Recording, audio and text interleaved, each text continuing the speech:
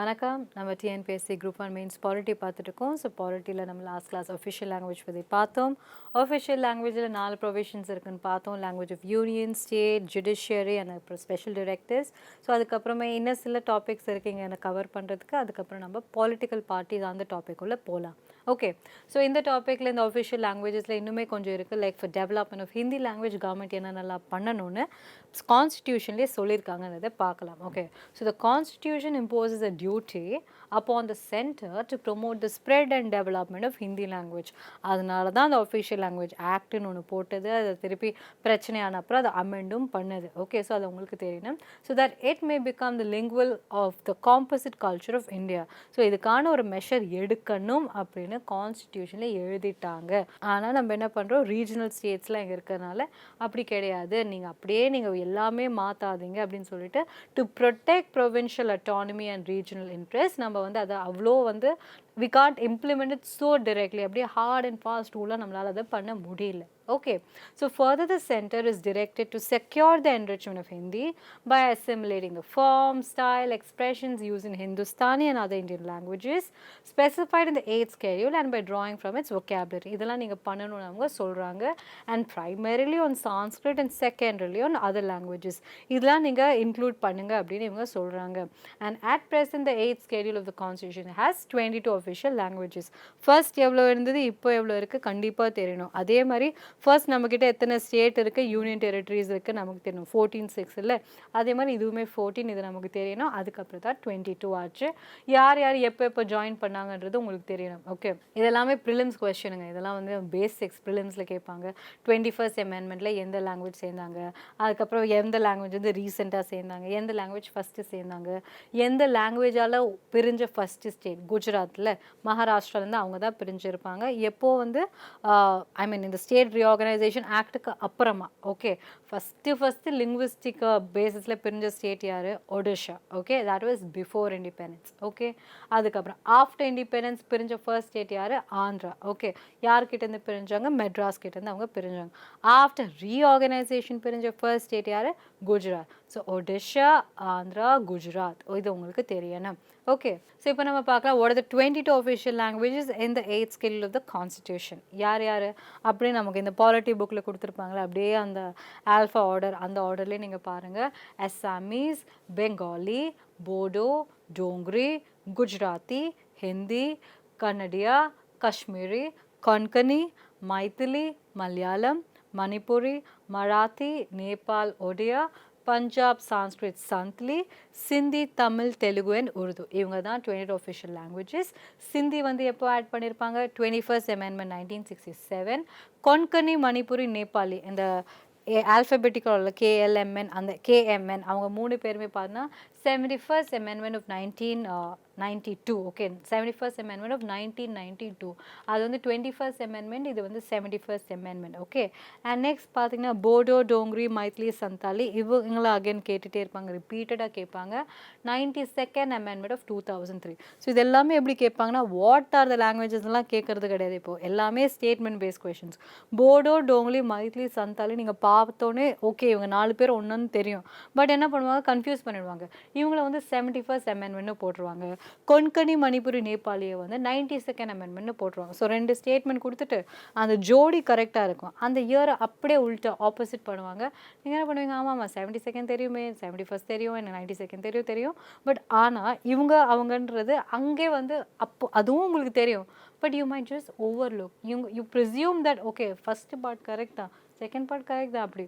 But எப்போவுமே ஞாபகம் வச்சுக்கோங்க, இந்த மாதிரி ஸ்டேட்மெண்ட் பேஸ்ட் கொஷனில் உங்கள் ட்விஸ்டே செகண்ட் பார்ட்டில் தான் இருக்கும். ஓகே, அந்த செகண்ட் பார்ட்டில் அந்த லாஸ்ட் ஒரு லைன் இருக்கும் இல்லைங்களா, ஒரு லாஸ்ட் ஒரு 4-5 வேர்ட்ஸ் டுகெதர், அங்கே தான் உங்கள் ட்விஸ்டே இருக்கும். அதில் ரொம்ப கேர்ஃபுல்லாக இருங்க. ஓகேங்களா, அதுவுமே இல்லாட்டி இந்த மாதிரி ப்ரெப்பசிஷன்ஸ் ஆன், பை, ஃப்ரம் இவங்க அவங்கக்கிட்டேருந்து பிரிஞ்சாங்களா, இவங்க அவங்கக்கிட்டேருந்து பிரிச்சாங்களா, இந்த கர்நாடிக் வேர்ட்ஸ் எல்லாம் இருக்கும்ல, அதுக்கப்புறம் இந்த ட்ரீட்டீஸ், அதுக்கப்புறம் இந்த பேட்டில்ஸ் ஆஃப் ஆர்காட், ஆம்பூர், இது எல்லாமே பார்த்தீங்கன்னா இப்படி தான் நம்மளை ட்விஸ்ட் பண்ணுவாங்க. ஆர்காட், ஆம்பூர் இது இவங்க எல்லாமே உங்களுக்கு தெரியும், அந்த இயரெல்லாம் உங்களுக்கு தெரியும். அப்படியே மாற்றிடுவாங்க. நீங்கள் உங்களுக்கு தெரியும் அது, பட் ஆனால் அங்கே கன்ஃபியூஸ் ஆகிடுவீங்க. ஸோ நீங்கள் கன்ஃபியூஸ் ஆகக்கூடாதுன்னா நீங்கள் திருப்பி படித்தா மட்டும்தான் உங்களால் கன்ஃபியூஸ் ஆகாமல் இருக்க முடியும். Okay, so Konkani Manipuri Nepali 71st amendment, Bodo Dogri Maithili Santhali 92nd amendment. Okay, இது 2003ல கொண்டு வந்திருப்பாங்க. And in terms of constitutional provisions, there are two objectives behind the specification of the above regional languages in the 8th schedule. Okay, ஏன் இவங்கள மட்டும் சூஸ் பண்ணியிருக்காங்க? நம்ம கிட்ட எத்தனை லாங்குவேஜஸ் இருக்கு நமக்கு தெரியும் இல்லைங்க. இந்தியாவில் மோர் தென் 500+ லாங்குவேஜஸ் பேசுகிறாங்க. அதில் அவ்வளோ லாங்குவேஜஸ் வந்து அவ்வளோ லாங்குவேஜஸ் வந்து இன்னும் ப்ரெவலண்ட்டாக பேசிகிட்டு இருக்காங்கன்றதுலாம் நமக்கு தெரியும். பட் why only these 22 அப்படின்னா, the members of these languages are to be given representation in the official language commission. அந்த அவங்களுக்குன்னு ஒரு கமிஷன் இருக்குது இல்லைங்களா, நம்ம போட்டோம் இல்லை 1963 அந்த ஆக்ட் எல்லாம் கொண்டு வந்தாங்க. ஓகே, ஸோ அதுக்கான இந்த கமிஷன், இப்போ இந்த பிஜி கேர் அந்த கமிஷன்லாம் இவங்க எல்லாரோட ரெப்ரசன்டேஷன் இருக்கணும். ஸோ அந்த மாதிரி போடுற எல்லா கமிஷன்ஸ் இவங்களோட ரெப்ரசன்டேஷன் இருக்கணும்னு சொல்கிறாங்க. And the form, style and expression of these languages are to be used for the enrichment of the Hindi language. So இது எல்லாமே யூஸ் பண்ணணும் அப்படின்றது தான் இவங்களோட point.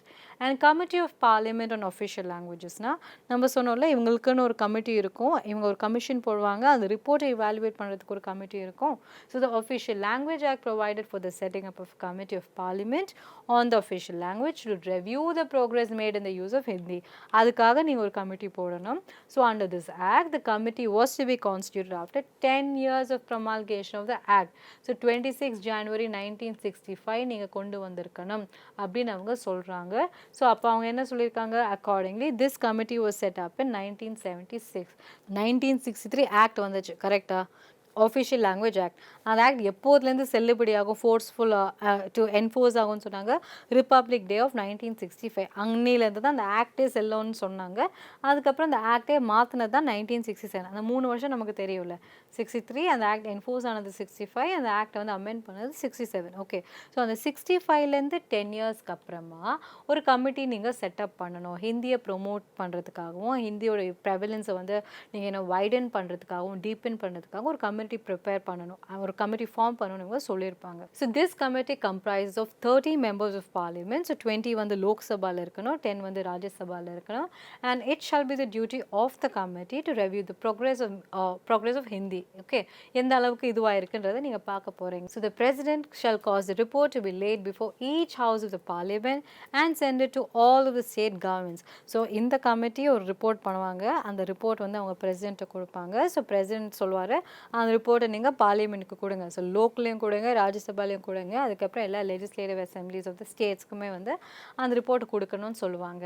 And the president may after consideration of the report and the views express by the state governments therefore issue directions in accordance with the whole or any other part of the discussion of that particular report. Okay, என்ன discuss பண்ணியிருக்காங்களோ, என்ன report கொண்டு வந்திருக்காங்களோ, okay அவங்க சொல்லுவாங்க, okay இப்போ ஹிந்தி நல்லா இருக்குது, நீங்கள் வந்து இதில் ஃபுல்லாக ஹிந்தி மாற்றிடுங்க, நீங்கள் வந்து இப்போ ஜுடிஷியரி இப்போ எல்லாமே நல்லா இருக்குது, இப்போ இங்கிலீஷ் வந்து எல்லா இடத்துலையுமே யூஸ் பண்ணுறாங்க, ஓகே பட் ஹிந்தியும் இப்போ யூஸ் பண்ண ஆரம்பிச்சிட்டாங்க, நீங்கள் ஜுடிஷியரியை வந்து நீங்கள் அங்கேருந்து ஹிந்திக்கு மாற்றிடுங்கன்னு இவங்க டிஸ்கஸ் பண்ணி இவங்க சொல்லிட்டாங்கன்னா, இந்த கமிஷன் சொல்லியாச்சு, இந்த ரிப்போர்ட்டும் சொல்லியாச்சு, இந்த ரிப்போர்ட்டை வந்து ஸ்டேட் கவர்மெண்ட்ஸ்க்குலாம் சொல்லியாச்சு, அந்த ஸ்டேட் கவர்மெண்ட்ஸும் ஓகே சொல்லிட்டாங்கன்னா இவங்க அதை நினச்சா மாற்றிக்கலாம், இங்கிலீஷ் வேண்டாம் அப்படின்னு நினச்சா அவங்க மாற்றிக்கலாம். பட் அது மாதிரி இப்போ நடக்கலை. Okay, next the chairman of the committee is elected by the members of that particular committee. So அங்கே அந்த மெம்பர்ஸ் தான் அவங்களோட சேரை இது பண்ணுவாங்க.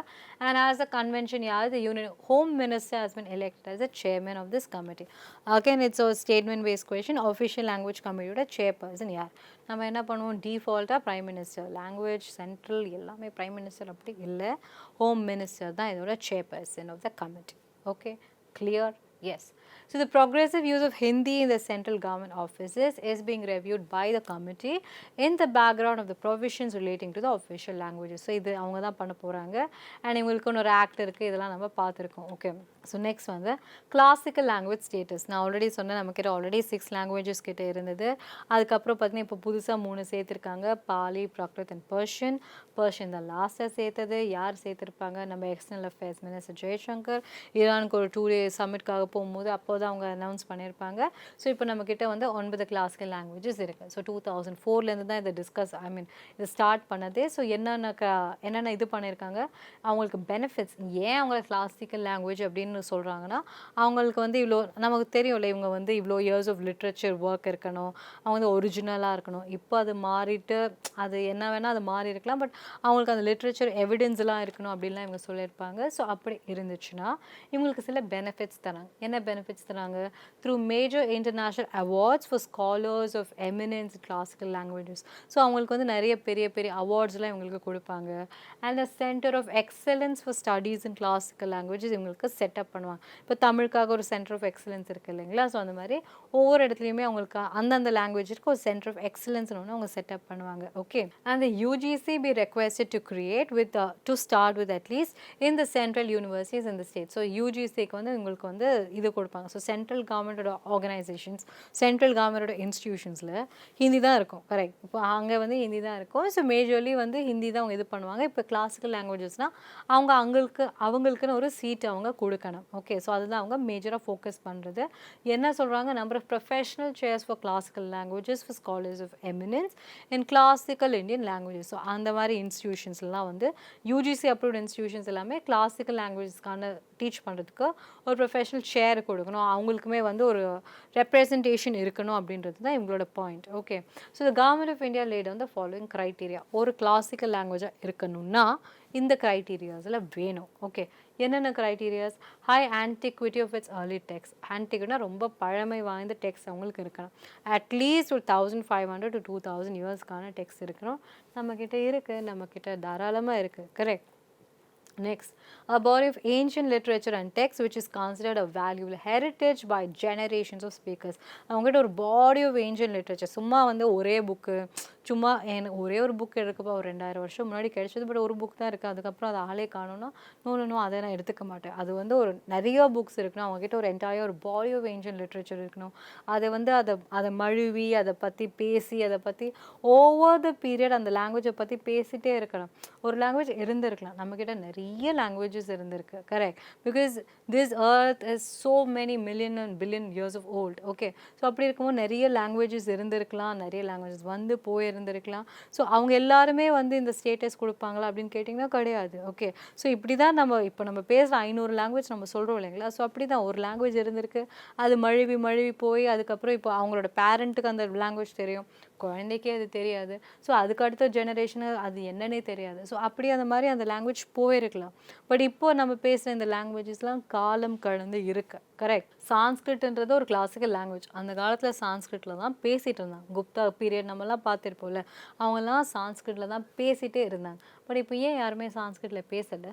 Okay, and that is exactly how Sanskrit தான் மழுவி இப்போ வந்து நிறைய இன்ஃப்ளூயன்ஸ்லாம் ஆகி அது வந்து இப்போ ஹிந்தி மாதிரி அவங்க பேசுகிறாங்க. ஸோ இப்படி இருக்கும் போது அவங்களுக்கே தெரியும். கரெக்ட். ஸோ இந்த மாதிரி லாங்குவேஜஸ் ஆனால் நம்ம தமிழ் நமக்கு அப்படியே இருக்கே. ஸோ இதனால தான் இட் இஸ் ஸோ இம்பார்ட்டண்ட். இல்லை, இப்போ நீங்கள் தமிழுக்கு அப்புறம் நீங்கள் மற்ற கிளாசிக்கல் லாங்குவேஜ்லாம் பார்த்தீங்கன்னா மலையாளமாக இருக்கட்டும், தெலுங்குவாக இருக்கட்டும், கன்னடா இருக்கட்டும், இவங்க எல்லாமே தமிழ்லேருந்து உருவான லாங்குவேஜஸ் தான். கரெக்ட். ஸோ இவங்க தான் ஒரு பேசிக் இதை வந்து நம்ம நம்ம ஊர் ஆட்கள் இல்லாமல் பெரிய ஃப்ரெஞ்ச் ஒரு என்ன சொல்கிறது பிரிட்டிஷ் எக்கானமிஸ்ட், லிங்குவிஸ்ட், இவங்க எல்லாருமே கூட இதை அக்னாலேஜ் பண்ணியிருக்காங்க. ஸோ அப்படி அவங்க பண்ணும்போது that shows the antiquity of the language and that shows the body of ancient literature. So அவங்கக்கிட்ட அவ்வளோ டெக்ஸ்ட் இருந்ததுனால தான் அதை அவங்க கண்டினியூஸாக பேசிகிட்டே இருந்ததுனால தான் இந்த லாங்குவேஜ் இன்னுமே தாங்கி இருக்குது. Okay, so this literary tradition to be original and not borrowed from any other speech or community. So அவங்களோட literary tradition அவங்களோடதாக தான் இருக்கணும் அப்படின்னு சொல்கிறாங்க. And the classical language and literature being distinct from modern, there may also be a discontinuity between the classical and the modern language. No problem. முன்னாடி ஒரு text இருந்திருக்கும். இப்போ நம்ம தமிழ் டெக்ஸ்டே பார்த்தீங்கன்னா நம்ம ஸ்டார்டிங்லேருந்து நம்ம டெக்ஸ்ட் எவ்வளோ மருவி வந்திருக்குன்றதை நம்ம பார்ப்போம். நம்ம டெக்ஸ்ட் புக்ஸ்லேயே கொடுத்துருப்பாங்க. முன்னாடி எப்படி இருந்தது, இன்றைக்கி நம்ம போடுற ஆக்கும் அன்றைக்கி இருந்த ஆக்குமே நிறைய டிஃப்ரென்ஸ் இருக்குது. பட் இட்ஸ் ஓகே, பரவாயில்ல, அப்படி தானே இருக்கும், எல்லாம் அப்படியேவா இருக்கும், ஒரே மாதிரி இருக்குன்னு அவசியமே இல்லை. ஸோ அதான் சொல்கிறாங்க. ஸோ இதுதான் இந்த கிளாசிக்கல் லாங்குவேஜ் ஸ்டேட்டஸ். ஃபஸ்ட்லேருந்து இருந்தவங்க ஃபஸ்ட்டு டிக்ளேர் ஆன லாங்குவேஜ் தமிழ் தான். 2004 டிக்ளேர் ஆகிருப்பாங்க. நெக்ஸ்ட் சான்ஸ்கிரிட் 2005. நீங்கள் தமிழ் சான்ஸ்கிரிட் ஃபஸ்ட்டு ஒன்றா அப்படியே ஜோடியாக படிச்சுக்கோங்க. இது 2004-05. நெக்ஸ்ட் தெலுங்கு கன்னடா பக்கத்து ஸ்டேட் அவங்க 2008. அதுக்கப்புறம் கீழே நம்ம மலையாளம் ஸ்டேட் வருவாங்க 2013. அதுக்கப்புறம் ஒடியா 2014. ஓகே, அதுக்கப்புறம் பாலி, பிராக்ரித் அண்ட் பர்ஷன்லாம் இப்போ இந்த ரீசெண்டாக 23-24 வந்திருக்கு. ஓகே, ஸோ இதோட நம்ம வந்து அஃபிஷியல் லாங்குவேஜஸ் இந்த சாப்டர் நம்ம பார்த்துட்டோம். ஸோ இந்த அஃபிஷியல் லாங்குவேஜில் பேசிக்கான ஃபேக்ட்ஸ், அது எந்த பார்ட்டு, என்னென்ன ஆர்டிகிள்ஸு, எந்தெந்த ஆக்ட்டு, அதுக்கப்புறம் இவங்களுக்கான போட்ட கமிஷன்ஸு, அந்த 4 ப்ரொவிஷன்ஸு, அதுக்கப்புறம் அவங்களோட பேசிக்கான ஸ்டேட்மெண்ட் பேஸ்ட் கொஷின்ஸ்க்கான ஃபேக்ட்ஸ், அவ்வளோதான் இந்த சாப்டர்ல. இப்போ இது பார்த்ததுனால உங்களுக்கு இந்த சாப்டரே படிக்க ஒரு 5 மினிட்ஸ் தான் ஆகும். நீங்கள் புக்கில் பார்த்தீங்கன்னா 5 மினிட்ஸ் நீங்கள் அப்படியே you can just skim through the pages. ஓகேங்களா? நம்ம அடுத்த டாபிக் போகலாம், political parties. Okay, so political party நான் சொன்னேன், இந்த இந்த பீரியடில் இந்த இயரில் நீங்கள் கண்டிப்பாக இவங்களை பற்றி நிறைய கொஷின்ஸ் எக்ஸ்பெக்ட் பண்ணலாம். ஸோ உங்கள் கொஷின்ஸ் நீங்கள் எக்ஸ்பெக்ட் பண்ணும்போது டைரெக்டாக கேட்குறாங்களோ இன்டெரக்டாக கேட்குறாங்களோ, இந்த மாதிரி பாயிண்ட்ஸ், இந்த மாதிரி ஒரு ஃபேக்ஷன்ஸ்லாம் நீங்கள் இந்த மாதிரி உங்களுக்கு ஃபேக்ட்ஸ் எதாவது இருந்துச்சுன்னா நீங்கள் எழுதலாம். ஓகே, ஸோ இப்போ ரீசெண்டான ஒரு கொஷின் இல்லைங்களா, how many national parties are there in India? So it was an important question. 6 national parties. இது உங்களுக்கு தெரிஞ்சால் தான் உங்களால் ஆன்சர் பண்ண முடியும். இது எவ்வளோ பர்சன்ட் ஆஃப் சீட்ஸ் இருக்கணும், எவ்வளோ பர்சன்டேஜ் ஆஃப் சீட் இருக்கணும், அதுக்கப்புறம் எவ்வளோ பர்சன்டேஜ் ஓட்டு இருக்கணும், இதெல்லாம் இம்பார்ட்டன்ட் இல்லை. ஸோ பொலிட்டிக்கல் பார்ட்டிஸில் உங்களுக்கு அதெல்லாம் தான் இங்கே ப்ரிலிம்ஸ் பேஸில் உங்களுக்கு அதெல்லாம் தான் கேட்பாங்க. எவ்வளோ சீட் இருந்தால் நீ நேஷ்னல் பார்ட்டி, எவ்வளோ சீட் இருந்தால் நீ ஸ்டேட் பார்ட்டி, உனக்கு சிம்பிள் கொடுக்கலாமா வேணாமா, உன்னோட சிம்பிள் இன்னொருத்தர் யூஸ் பண்ணலாமா வேணாமா, அதெல்லாம் தான் நீங்கள் ப்ரிலிம்ஸ் பர்ஸ்பெக்டிவில் நீங்கள் பார்க்க போகிறீங்க. Okay, so political parties are voluntary associations or organised group of individuals who share the same political views and who try to gain political power through constitutional means and who desire to work for promoting national interests. So what are a political parties அப்படின்னு கேட்டாங்கன்னா, what are political parties கேட்டிங்கன்னா இதுதான் நீங்கள் சொல்லணும். அவங்கெல்லாம் ஒரே ஒரு group and they are organized group of individuals. அவங்க எல்லாருக்குமே சேம் பொலிட்டிக்கல் வியூ தான் இருக்கணும். இவங்க எல்லாருமே இதை எதிர்க்கிறாங்கன்னா இவங்க அந்த மெம்பர்ஸ் எல்லாருமே அதை எதிர்க்கணும். இல்லை எனக்கு ஓகே, எனக்கு ஒன்றும் எதிர்க்கலைன்னா தெர் இஸ் நோ ஐடியாலஜியில். பட் இப்போ அப்படி இருக்கான்னு கேட்டிங்கன்னா இல்லை, there are lot of changes, there lot of evolution நடந்துட்டு இருக்குது. But that is how an ideal political party should be. இதெல்லாம் ஐடியல் ஸ்டேட்மெண்ட்ஸ். ஓகேங்களா? ஸோ இங்கே என்ன சொல்கிறாங்க, there are 4 types of political parties in modern democratic states. Okay, 4 major types இருக்குதுன்னு சொல்கிறாங்க. So political பார்ட்டிஸை நீங்கள் எந்தெந்த கேட்டகரிஸாக பிரிக்கலாம் அப்படின்னு சொல்கிறாங்க. ஸோ இதெல்லாம் உங்களுக்கு நீங்கள் ஜஸ்ட் தெரிஞ்சு வச்சுக்கோங்க. இதெல்லாம் உங்களுக்கு டைரெக்டாக கேட்க போகிறதும் கிடையாது, நீங்கள் எங்கேயுமே யூஸ் பண்ண போகிறதும் கிடையாது. பிகாஸ் இப்படி வாட் ஆர் த டைப்ஸ் இப்படிலாம் யாருமே கேட்க மாட்டாங்க. பட் நீங்கள் what is the type of Indian democratic system அப்படின்னு ஒரு கேள்வி கேட்டால் நீங்கள் இதெல்லாம் எழுதணும். நீங்கள் என்னென்னமோ கதை எழுதுறதுக்கு இந்த மாதிரி பாயிண்ட்ஸ்லாம் நீங்கள் அங்கே யூஸ் பண்ணணும். ஓகேங்களா? இப்போ எலெக்ஷன்னு சொல்லிட்டதுனால, இப்போ சென்ட்ரல் அண்ட் ஸ்டேட் ரிலேஷன் சொல்லிட்டதுனால இந்த மாதிரி பாயிண்ட்ஸை நீங்கள் எழுதிட்டிங்கன்னா உங்கள் ஆன்சரை நீங்கள் இன்னும் அக்சென்ச்சுவேட் பண்ணி காட்டுவீங்க. Okay, so 4 type of political parties majorly இருக்குன்னு சொல்கிறாங்க. என்னென்ன 4 டைப்னா, reactionary parties, conservative parties, liberal parties and radical parties. இவங்க தான் 4 பேர். ஓகேங்களா? ரியாக்ஷனரி, ரேடிக்கல் ஞாபகம் வச்சுக்கோங்க, கன்சர்வேட்டிவ், லிபரல் ஞாபகம் வச்சுக்கோங்க. 2 R, கன்சர்வேட்டிவ், லிபரல் இப்படி ஞாபகம் வச்சுக்கோங்க. Okay, so first thing, reactionary parties. Reactionary parties என்ன, they are the parties which cling to the old socio-economic and political institutions. அவங்க முன்னாடி இருந்த அதே இன்ஸ்டிடியூஷன் அப்படியே கேரி ஃபார்வர்ட் ஆகிறாங்க, அவங்களாம் ரியாக்ஷனரி பார்ட்டிஸ். கன்சர்வேட்டிவ் பார்ட்டிஸ் நமக்கே தெரியும், தே ஹாவ் அ கோல், அவங்க அப்படியே தான் இருப்பாங்க. Okay, so they to not change. Okay, இப்போ நீங்கள் நிறைய பார்ட்டிஸ் இப்போ இந்தியாவில் நீங்கள் எடுத்துக்கலாம், நிறைய உங்களுக்கு இப்போ நீங்கள் பிஜேபி எடுத்துக்கலாம். ஸோ இவங்களாம் கன்சர்வேட்டிவ் பார்ட்டிஸ், அவங்க அதே கோல்ஸ் இருந்தாங்க, அவங்க இன்னும் அதே மாதிரி தான் அவங்க இருக்காங்க. லிபரல் பார்ட்டிஸ் நீங்கள் காங்கிரஸில் எடுத்திங்கன்னா which aim to reform the existing institutions. அவங்க they have become more liberal, they have become more accepting. So அந்த மாதிரி இருந்தாங்க, அவங்களாம் liberal parties. And radical parties என்ன, which aim at establishing a new order by overthrowing the existing institutions. இப்போ நம்ம தமிழ்நாட்டில் புதுசாக நிறைய வளர்ந்து வர கட்சி தெரியும். ஸோ அவங்களாம் ஆட்சியை பிடிக்கல, பட் தேர் ஆல் ரேடிக்கல். அவங்களாம் ஆப்போசிஷனையும் சரி ரூலிங் பார்ட்டி 2 பேருமே அவங்க கேள்வி கேட்பாங்க. அவங்க என்ன 2 பேருமே மாற்றிட்டு இருக்கீங்க, எங்களை வர வைங்க, நாங்கள் வரோம், நாங்கள் பார்க்குறோம் அப்படின்னு அவங்க சேலஞ்ச் பண்ணுறாங்க. ஸோ இவங்கெல்லாம் radical parties. Okay, they have a fresh view. Okay, they might not have a fresh opinion on everything, but they might come to become a fresh view for everybody. அதுதான் அவங்களோட major அப்ஜெக்டிவாக அவங்களுக்கு இருக்குது. Okay, so இவங்கள தான் பேசிக்கான 4 categories இவங்க பிரிக்கிறாங்க. Okay, so இது பார்த்தீங்கன்னா இது ஒரு பேசிஸ். ஓகேங்களா? இது என்னென்னா ஒரு மாடர்ன் ஸ்டேட்டில் இவங்கெல்லாம் இருப்பாங்கன்னு சொல்கிறாங்க. பட் ஐடியாலஜி பேஸில் அவங்களுக்கு இன்னுமே நிறைய கிளாஸிஃபிகேஷன்ஸ் இருக்கலாம். ஓகே, ஸோ இந்த classification of political parties on the basis of ideologies, the political scientists have placed the radical parties on the left and the liberal parties in the center and the reactionary and conservative parties in the right. நமக்கு தெரியும்ல, right wing யார், left wing யார், central இந்த லெஃப்டிஸ் இவங்கெல்லாம் யார். So இதெல்லாம் நமக்கு தெரியும். நமக்கு ஸோ யார் ரேடிக்கல் பார்ட்டிஸ், இவங்கெல்லாம் தேவர் மேடம் நம்ம வந்து இந்த இண்டிபெண்டன்ஸ் ஸ்ட்ரகல் அதெல்லாம் நம்ம பார்க்கும்போது நம்ம பார்ப்போம் இவங்கெல்லாம் ரேடிக்கல் பார்ட்டி ஜின்னா பார்ட்டிலாம் நம்ம ரேடிக்கல் பார்ட்டி பார்ப்போம் ஆல் இண்டியா ஹிந்து மகாசபா இவங்களெல்லாம் வந்து ரைட் பார்ட்டி நம்ம பார்ப்போம் ஸோ ஐஎன்சி இவங்க வந்து நம்ம சென்டரில் பார்ப்போம் so this is how it has become so நீங்கள் extreme right wing extreme left wing so அப்படி தான் இவங்க இருப்பாங்க ஓகே ஸோ இந்த மாதிரியும் அவங்கள பிரிக்கிறாங்க on the basis of ideologies okay so they are described as leftist centrist and rightist parties so நம்ம இந்தியாவில் எக்ஸாம்பிள்ஸ் என்ன சிபிஐ சிபிஎம் இவங்கெல்லாம் லெஃப்டிஸ்ட் பார்ட்டிஸ் கம்யூனிஸ்ட் பார்ட்டிஸ் இவங்க என்ன சொல்கிறாங்க இது வேணாம் நீங்கள் போங்க நாங்கள் பார்த்துக்குறோம் அப்படின்னு சொன்னால் இவங்கெல்லாம் லெஃப்டிஸ்ட் பார்ட்டிஸ் காங்கிரஸ் நான் சொன்னேன் central parties and BJP is an example of rightist parties okay இது எல்லாமே பாலிட்டி லக்ஷ்மிகாந்த் புக்கில் இருக்க text okay and there are 3 kinds of party system in the world என்னென்ன மாதிரி பார்ட்டி சிஸ்டம் பொலிட்டிக்கல் பார்ட்டிஸ் நம்ம பார்த்தோம்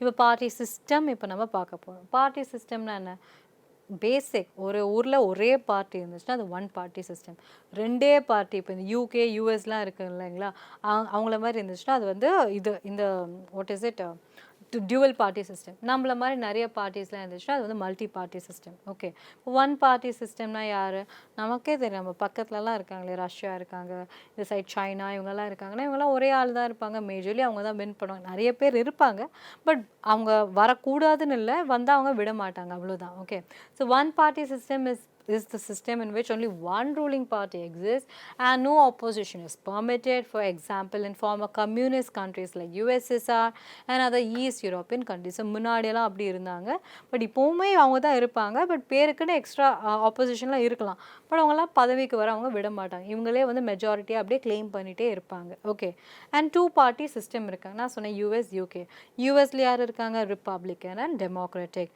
யூகேல யார் இருக்காங்க கன்சர்வேட்டிவ் அண்ட் லேபர் அப்போதுலேருந்து இப்போ வரையும் இதே தான் அங்கே கதையாக இருக்குது இப்போ மல்டி பார்ட்டி சிஸ்டம் வேணால் நம்மளை மாதிரி இங்கே அப்படியெல்லாம் இல்லை பேர் வேணால் 2 பார்ட்டி மாற்றி வருவாங்க நமக்கும் சொல்லலாம் பிஜேபி அண்ட் காங்கிரஸ் தான் மாற்றி வராங்க இந்த மாதிரி ஒரு ஸ்டேட்லேயும் அந்த மாதிரி இருப்பாங்க பட் அப்படி கிடையாது இங்கே யார் வேணால் வரலாம் ஓகே இப்போ சப்போஸ் இவங்க கோலிஷனில் இப்போ இவங்க 2 பேருமே தோத்துட்டாங்கன்னா இன்னொரு பார்ட்டியும் உருவாகி வரலாம் அதுதான் வந்து மல்டி பார்ட்டி சிஸ்டம் ஓகேங்களா ஃப்ரான்ஸ் ஸ்விட்சர்லாந்து இட்டலி இங்கெல்லாம் இருக்குது ஓகே ஸோ இப்போ நம்ம இந்தியா ஸ்பெசிஃபிக்காக பார்க்கலாம் so the Indian party system நான் ஆல்ரெடி சொன்ன மல்டி பார்ட்டி சிஸ்டம் ஏன்னா because the continental size of the country and diversified character of the Indian society அதுதான் அங்கே மெயின் சைஸ் மட்டும் இங்கே பெருசு இல்லை இப்போ நம்ம அப்படின்னா யூஎஸ் நம்மளோட பெருசு தானே யூஎஸ்ஏ அவ்வளோ பெரிய ஒரு என்டையர் நார்த் அமெரிக்கன் கான்டினென்ட்டில் அவங்க அவ்வளோ பெருசாக இருக்காங்க அவங்கள விட நம்ம பெருசா கிடையாது அப்போ ஏன் நம்மக்கிட்ட மல்டி பார்ட்டி சிஸ்டம் இருக்குன்னா because of a diversified character அதுதான் அங்கே மெயின் நம்மக்கிட்ட ஒரு 100 மைலுமே வந்து ஒரு லாங்குவேஜ் பேசுகிறாங்க ஒரு ஃபுட் இருக்குது அங்கே ஒரு காட் இருக்குன்னு ஆல்ரெடி சொன்னேன் வேறு மாதிரி இருக்கும் ஒரு பார்டர் நீங்கள் தாண்டிட்டீங்கனாலே அது வேறு ஒரு மனம் வீசும்னு சொல்லுவாங்களே that is very true with respect to India so அது அப்படி இருக்கிறனால தான் நம்மக்கிட்ட அந்த மாதிரி நிறைய பார்ட்டிஸ் இருக்காங்க ஓகே அண்ட் அதுக்கப்புறமே பார்த்தா யூனிவர்சல் அடல்ட் ஃப்ரான்ச்சைஸ் நம்ம இருக்குது நம்மக்கிட்ட peculiar type of political process and other factors நம்மக்கிட்ட இருக்குது அதனால தான் நம்ம வந்து நம்ம மல்டி பார்ட்டி சிஸ்டம் வச்சுருக்கோம் and in fact India is the largest number of political parties in the worldன்னு கூட சொல்கிறாங்க இப்போ நடந்த எலெக்ஷனையும் அதானே சொல்கிறாங்க largest election in the world, largest democratic election in the world. Correct இப்போ சைனா நம்மள மாதிரி லார்ஜஸ்டான கண்ட்ரி பட் அவங்க இந்த மாதிரி பண்ணலையே நம்ம அவ்வளோ பெரிய கண்ட்ரி அவ்வளோ பெரிய பாப்புலேஷனுக்கு நம்ம எலெக்ஷன் வச்சு பண்ணுறோம் அண்ட் இந்த எலெக்ஷன் தான் நம்ம சொன்னோம் இட்ஸ் செகண்ட் லாங்கஸ்ட் எலெக்ஷன்ன்றது சொன்னோம் கரெக்ட் ஃபஸ்ட்டு லாங்கஸ்ட் எலெக்ஷன்னா நம்ம வெரி ஃபர்ஸ்ட் எலெக்ஷன் 1952 நடந்துச்சு இல்லையா அதான் லாங்கஸ்ட் எலெக்ஷன் கிட்டத்தட்ட 1 year கிட்ட நடந்துச்சுன்னு சொன்னாங்க ஸோ அதே மாதிரி தான் இந்த எலெக்ஷனுமே ஒரு 3 months கிட்ட நடந்துச்சு 2 to 3 months கிட்ட நடந்துச்சுன்னு சொல்கிறாங்க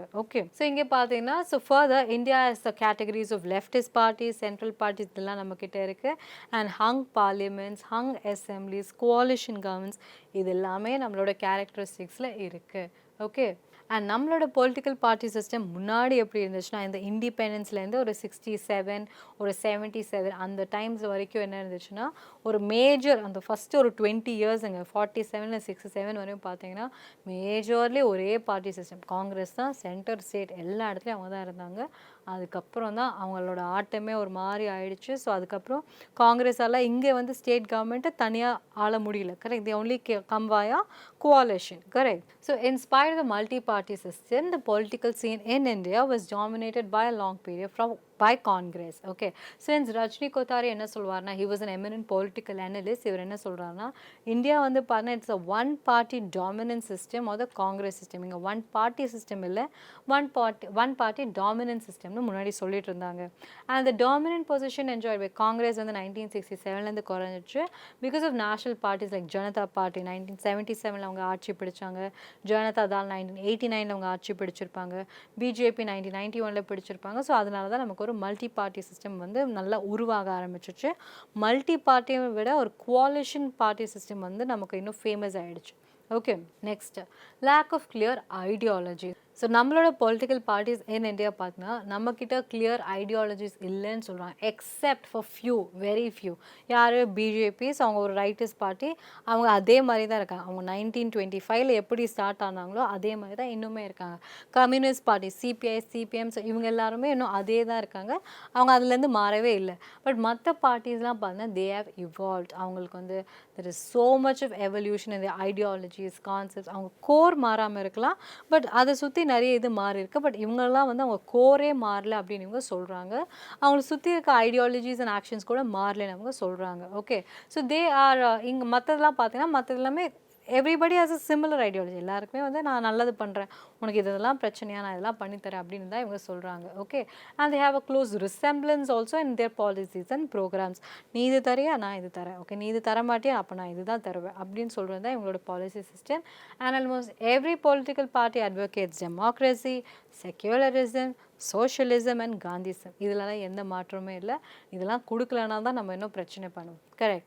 and more then this, every party including the so called ideological parties is guided only by one consideration, power capture. So இதெல்லாம் நம்ம பாலிட்டி புக்கில் இருக்கவங்க, நீங்கள் இந்த புக்கில் இருக்க கான்டென்ட் நீங்கள் அப்படியே யூஸ் பண்ணலாம். ஸோ எலெக்ஷன் சிஸ்டமில் நீங்கள் இதை பற்றியெல்லாம் பேசும்போது நீங்கள் எவ்வளோ டீசெண்டாக நீங்கள் பொலைட்டாக எழுதிடலாம். Okay, so every party wants to capture power. இதுதான் வந்து அவங்களோட பேசிக்காக அவங்களோட ஒரு என்ன சொல்ல ட்ரைவே. ஸோ இதில் வந்து ஒன்றுமே தப்பு இல்லை, you can give this point. Okay, so thus politics has become issue based rather than ideology based. So evolution of political parties or politics in India ன்னு நீங்கள் சொல்லும் போது இப்படி தான் இருக்கணும். ஓகேங்களா, முன்னாடி 1947 வரையும் பார்த்தோன்னா நிறைய பொலிட்டிக்கல் பார்ட்டிஸ் நம்மக்கிட்ட இருந்தாலும் நம்மளோட மேஜர் கோல் என்ன இருந்துச்சு? இண்டிபெண்டன்ஸ். அதுதான் வேணும். we were all one towards one ideology, independence வேணும். கரெக்ட். இப்போ நமக்கு இண்டிபெண்டன்ஸ் வந்துடுச்சு, we have a lot of other things to concentrate on, we have a lot of other things on a table போது so நம்ம என்ன சொல்கிறோம்? So இந்த base அது பேஸ், ஸோ என்னோட ஐடியாலஜி அதெல்லாம் வேணாம், எனக்கு இதுதான் ப்ராப்ளம், இதை நான் சால்வ் பண்ணுறேன்ற மாதிரி ஐடியாலஜி பேஸ்லேருந்து அவங்க மாறி இஷ்யூ பேஸ் அவங்க மாறிட்டாங்க. So rather than ideology and pragmatism has replaced the commitment to the principles. pragmatismனா ரொம்ப ப்ராக்டிக்கலாக அவங்க இருக்காங்க. And personality cult. ஸோ இந்தியாவில் திஸ் இஸ் வெரி வெரி இம்பார்ட்டண்ட்டுங்க. இப்போ நடந்த எலெக்ஷன்லாம் கூட தெரியும். இந்த நீங்கள் தெலுங்குல இந்த ஆந்திராலெலாம் பார்த்தீங்கன்னா பவன் கல்யாண் எப்படி ஒரு எலெக்ஷனே திருப்பி போட்டுட்டாரு, இதெல்லாம் நம்ம பார்த்துருப்போம். கரெக்ட். அண்ட் நம்ம தமிழ்நாட்டில் ஒரு பார்ட்டி அப்படியே ஸ்வீப் பண்ணிட்டாங்க 39 சீட்ஸ். ஸோ இந்த மாதிரிலாம் நடக்கிறது பிகாஸ் நம்மக்கிட்ட பர்சனாலிட்டி கல்ட் இன்னுமே இருக்குது. You vote for the person, not for the party majorly. உங்களுக்கு வந்து இப்போ இந்த பார்ட்டினா இந்த லீடர் தான், இந்த பார்ட்டினா உங்களுக்கு வேறு யாருமே ஞாபகம் வர மாட்டாங்க, இந்த பார்ட்டினா இவங்க தான், இந்த பார்ட்டினா இவங்க தான் அப்படின்னு they become the face of the party. Okay, and that one particular face becomes the party. அதுதான் அங்கே வந்து ஒரு இம்பார்ட்டண்ட்டான point. Okay, so quite often the parties are organized around an eminent leader who becomes more important than the party itself and the ideology itself.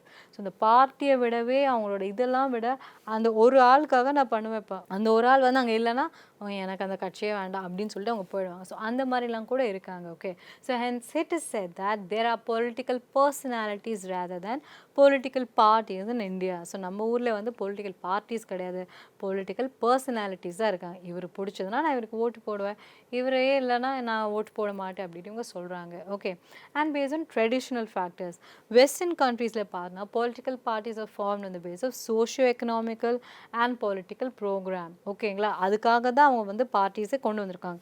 Conservative party, labour party அப்படின்னு பிரிட்டனில் இவங்க கொண்டு வந்தது, ரிப்பப்ளிக்கன், டெமோக்ராட்டிக் அப்படின்னு யூஎஸில் கொண்டு வந்தது. But இங்கே பார்த்தீங்கன்னா large number of parties are India அதனாலயா கொண்டு வராங்க இல்லை. என்னென்ன பண்ணுறாங்க, ரிலிஜன் வச்சு கொண்டு வந்தாங்க, கரெக்ட். அதுக்கப்புறம் காஸ்ட் வச்சு கொண்டு வராங்க. நிறைய பார்ட்டிஸ் இருக்குது, காஸ்ட் இருக்குது, லாங்குவேஜ் மொழிப்பற்று அதனால ஒரு பார்ட்டிஸ் இருக்குது, அவங்க கல்ச்சர் ரேஸ்ன்னு இந்த மாதிரிலாம் தான் ரீசன்ஸ்க்காக இவங்க கொண்டு வராங்கன்றதை பார்க்குறோம். ஓகே, யூஎஸ் யூகேல அதெல்லாம் இல்லை, அவங்க எல்லாருமே இங்கிலீஷ் பேசுகிறாங்க, அவங்க எல்லாருமே ஒரே கடவுள் தான் வர்ஷிப் பண்ணாங்க, அதனால பிரச்சனை இல்லை. பட் இங்கே அப்படி இல்லையே, ஒவ்வொருத்தர் ஒவ்வொரு பாஷை பேசுகிறோம். ஸோ அது ஒரு இது. அண்ட் நம்ம ஊரில் காஸ்ட் சொல்லவே வேண்டாம், அது ஒரு பெரிய ஒரு ஃபேக்டர் இங்கே. ஸோ அதெல்லாம் இருக்கும்போது அதெல்லாம் வச்சு தான் எங்கே இது பண்ணுறாங்கன்னு தெரியும். And these parties generally work for the promotion of communal and sectional interest. So அந்த பார்ட்டி அவங்களுக்காக தான் உருவாக்குனாங்கன்னா அந்த பார்ட்டி அவங்கள பற்றி மட்டும் தான் யோசிப்பாங்க. ஸோ அதுதான் அந்த பார்ட்டியோட கோலாக தானே, அவங்க அதை பண்ணலாம். இப்போ பிஜேபின்னா அவங்க அவங்கள பற்றி யோசிப்பாங்க, ஒரு கம்யூனிஸ்ட் பார்ட்டினா அவங்க அவங்கள பற்றி தான் யோசிப்பாங்க. And that is how they have இவால்வ்டுன்றது தான் உங்களுக்கு தெரியணும். ஸோ இதில் நிறைய கேரக்டரிஸ்டிக்ஸ் இருக்குது, அண்ட் எமர்ஜென்ஸ் ஆஃப் கோலிஷன் அதெல்லாம் இருக்குது. அண்ட் இவங்களோட பேசிக் ஃபேக்ட்ஸான அந்த ஸ்டேட்மெண்ட் பேஸ்ட் கொஷின்ஸை நம்ம நெக்ஸ்ட் கிளாஸ்லேருந்து பார்க்கலாம். Okay, thank you.